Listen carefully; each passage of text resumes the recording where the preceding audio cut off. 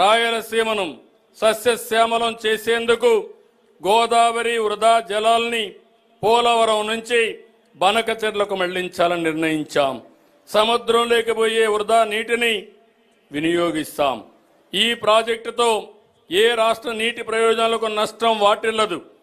ఎవరూ అభ్యంతరం చెప్పవలసిన అవసరం లేదు. వరదలు వచ్చినప్పుడు ఎగువ రాష్ట్రాలు నీటిని విడుదల చేస్తే దిగువ రాష్ట్రంగా ఆ నష్టాలను కష్టాలను భరిస్తున్నాం. దిగువ రాష్ట్రంగా అదే వరద నీటిని వాడుకుంటామంటే అభ్యంతరాలు ఎందుకని అడుగుతున్నా.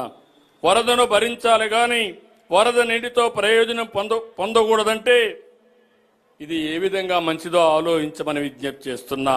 కృష్ణా గోదావరి నదులలో ప్రతి చుక్క తెలంగాణకు రావాల్సిన వాటాను సాధించి ఎవరి ఒత్తిడికి లొంగేది లేదు, ఎవరి ఆరోపణలకు బెదిరేది లేదు.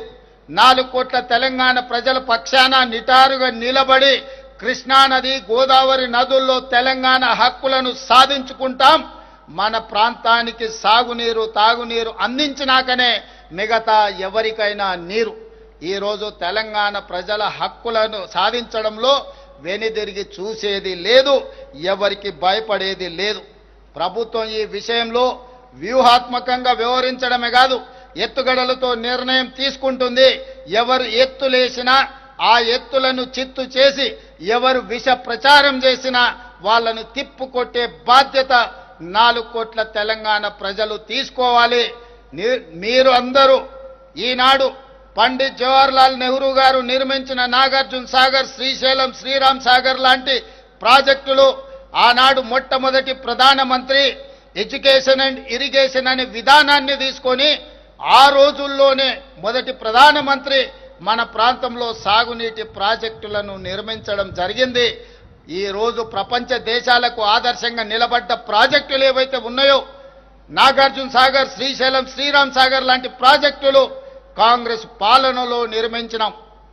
కానీ గత పాలకులు నిర్మించిన ప్రాజెక్టు 1,00,000 కోట్ల రూపాయలు ఖర్చు పెట్టిన ప్రాజెక్టు కట్టడం కూలడం 1,00,000 కోట్ల రూపాయలు గోదావరిలో కలవడం మన కళ్ళ ముందే జరిగిపోయింది. కాబట్టి ఈరోజు దృష్టి మరల్చడానికి కొంతమంది కొన్ని సెంటిమెంట్లను రగల్చి తద్వారా రాజకీయ ప్రయోజనం పొందాలని ఏదైతే చేస్తున్నారో ఈ కుట్రను తిప్పికొట్టవలసిన బాధ్యత తెలంగాణ రైతాంగం మీద ఉన్నది.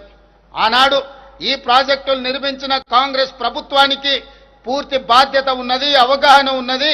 పరిపాలనలో అనుమతులు తెచ్చుకోవడానికి అవసరమైన ప్రణాళిక ఉన్నది.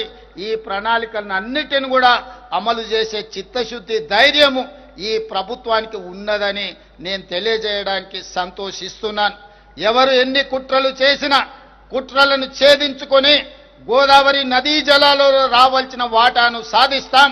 కృష్ణా నదీ జలాలలో పూర్తి చేయవలసిన ఎస్ఎల్బిసి, పాలమూరు, రంగారెడ్డి ఎత్తిపోతల పథకం లాంటి డిండి లాంటి పథకాలను పూర్తి చేసి దేశానికే ఆదర్శంగా నిలబడే విధంగా తెలంగాణ రాష్ట్రంలో పరిపాలనను అందించి ఈ దేశానికే తెలంగాణ ఒక రోల్ మోడల్గా ఈ దేశంలో నెంబర్ 1 రాష్ట్రంగా తెలంగాణ రాష్ట్రాన్ని తీర్చిదిద్దే బాధ్యత ప్రజా ప్రభుత్వం తీసుకుంటుందని మీ అందరికీ తెలియజేస్తున్నాను మిత్రులారా.